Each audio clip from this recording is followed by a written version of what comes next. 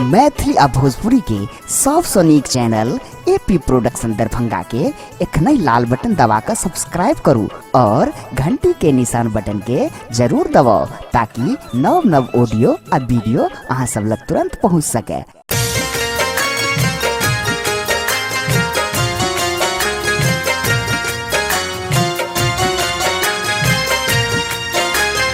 एखन अपने सब सुन रहल छी एपी प्रोडक्शन के प्रस्तुति।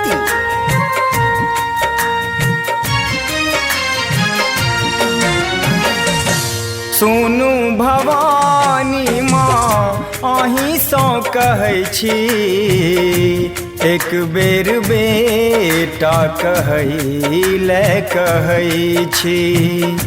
सुनु भवानी माँ अहीं सौ कहै छी, सुनु भवानी माँ अहीं सौ कहै छी। एक बेर बेटा कहैले कहै छी। अहाँ बिना मैया हम छी अधूरा, एक बेर नजरी सँ देखैले कहै छी। सुनु भवानी माँ अहीं सँ कहै छी, एक बेर बेटा कहैले कहै छी।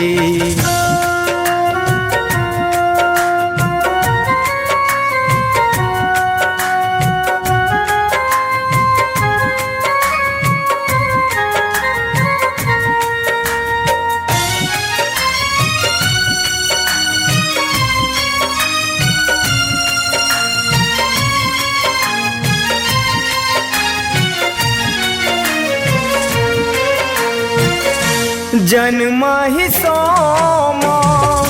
दुख हम झेलै छी, आई शरण हम आबि कानै छी। करियौ क्षमा मैया विनती करै छी, करियौ क्षमा मैया विनती करै छी। एक बेर बेटा कहैले कहै छी। सुनु भवानी माँ अहीं सँ कहै छी, एक बेर बेटा कहैले कहै छी। एक बेर बेटा कहैले कहै छी।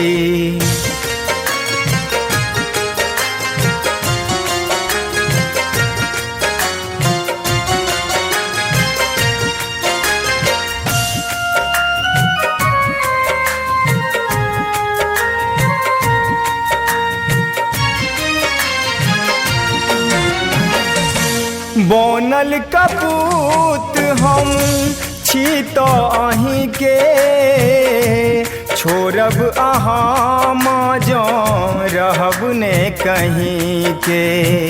दयालु बड़ा मैया नाम सुनै छी, दयालु बड़ा मैया नाम सुनै छी।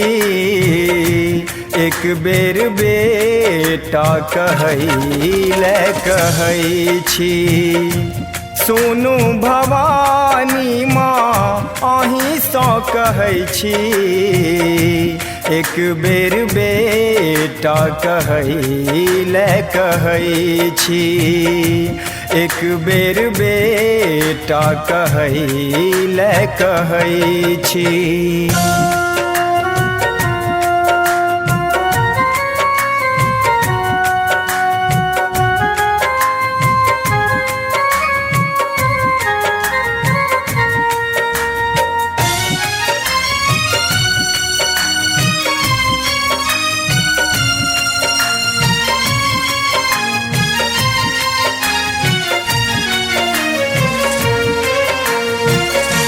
गाबी सुदर्शन गीत सुनावे, भोग अहाँ के विक्रम लगावे।